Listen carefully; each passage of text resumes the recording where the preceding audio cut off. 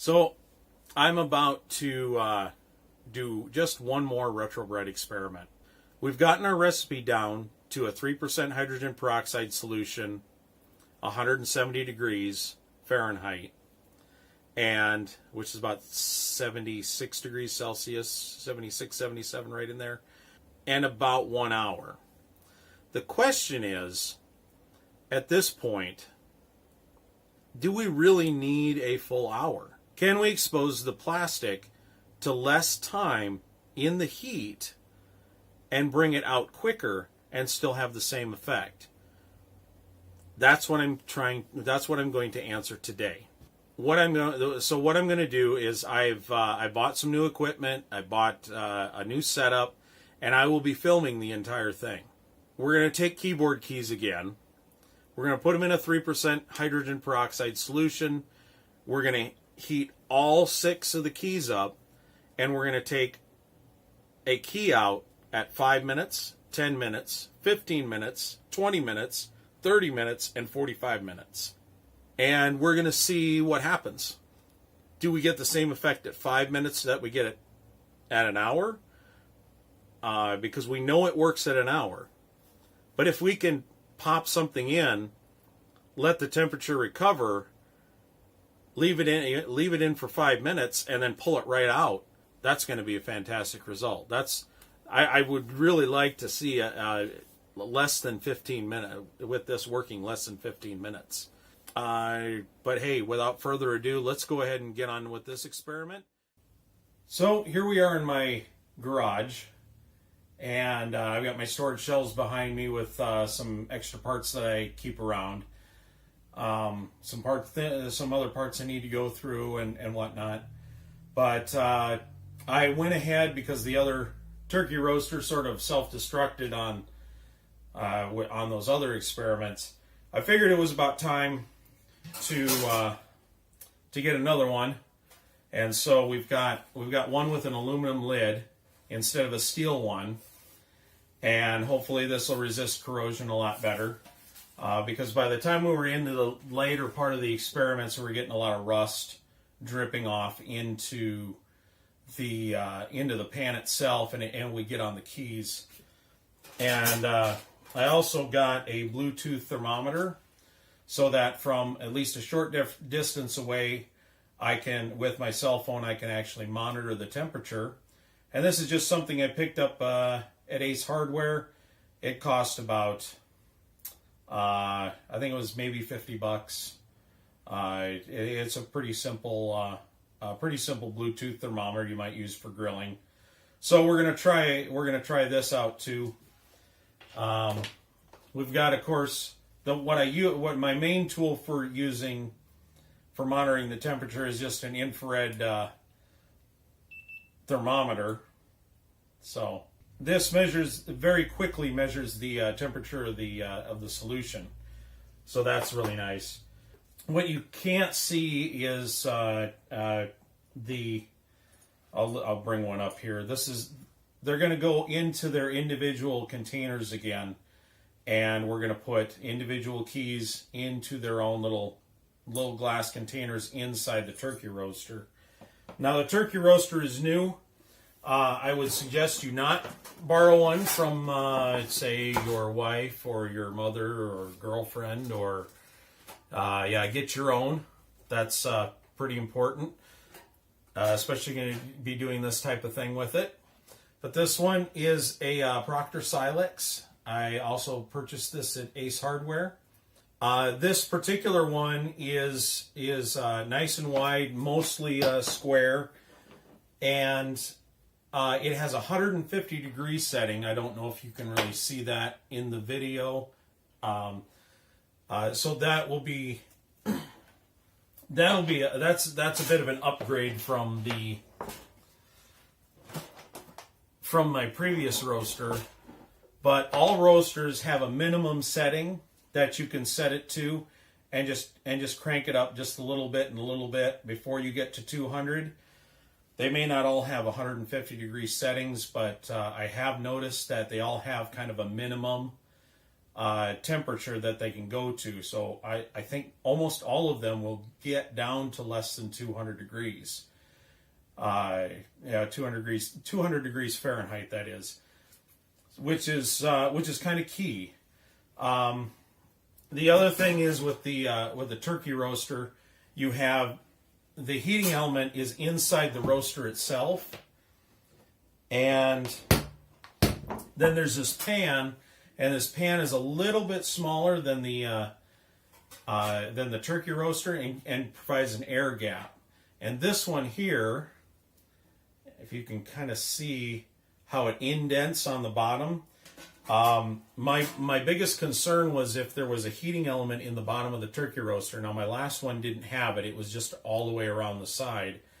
But some modern turkey roasters will actually have a heating element in the bottom.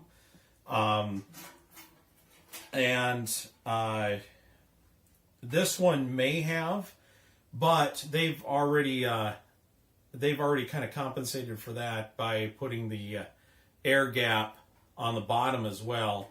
And that's so you don't burn the turkey or whatever you're cooking in here. So I think this is going to be very safe as far as heat transfer. Let's say you have something floating around in the pan, and it will, as long as it doesn't touch the bottom or whatever, or doesn't touch up around the edge here, which can get pretty hot. I think you're going to be pretty safe.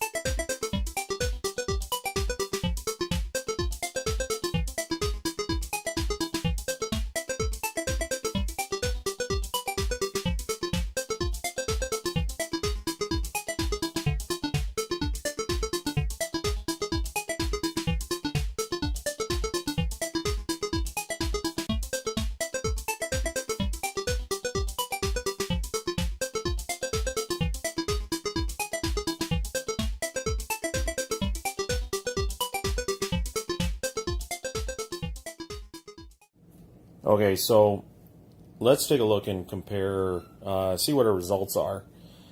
I've got my control key. That's not a control key here. So let's start off with the 5-minute one. We definitely got some, a little bit of bleaching.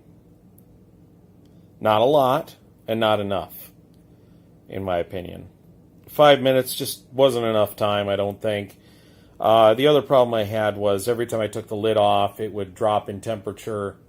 I'm not 100% sure if this experiment is the results are going to be completely valid. We definitely got a result, and the result will tell us something. But we'll just take this with a grain of salt. But yeah, these are pretty much the same.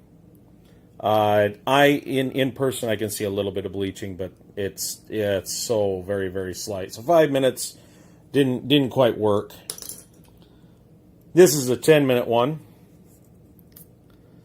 and we are getting a little bit more. I don't know how well you can tell from on the camera. But yeah, we got a little bit more. But still not enough. Not enough of the de-yellowing at 10 minutes. So looking at 15 minutes, again, a little more result. So you can kind of see how the longer it is in the solution, the better the result gets. So let's take a look at the gradation on the side here. Yeah, it's ever so slight. Every 5 minutes, it's a little more. So, but still not, definitely not where we want to be. This is 20 minutes. And again, a little more result.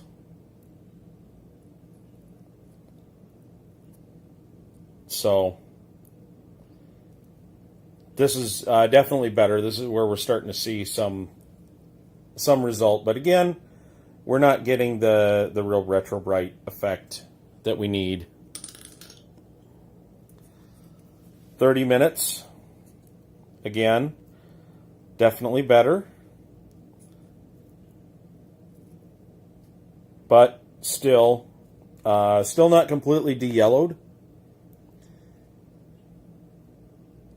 But 30 minutes is definitely getting closer. And the final one here is 45. Excuse my reach. Very, very close. It looks pretty good on camera, but this definitely needed a little longer in the solution. So I think our previous conclusion of about an hour is probably about right. But yeah, I'll refine this technique over time. But I'm not gonna bore you with additional experiments. We're gonna want to get on with some real retrobriting. So, but yeah, that was our result.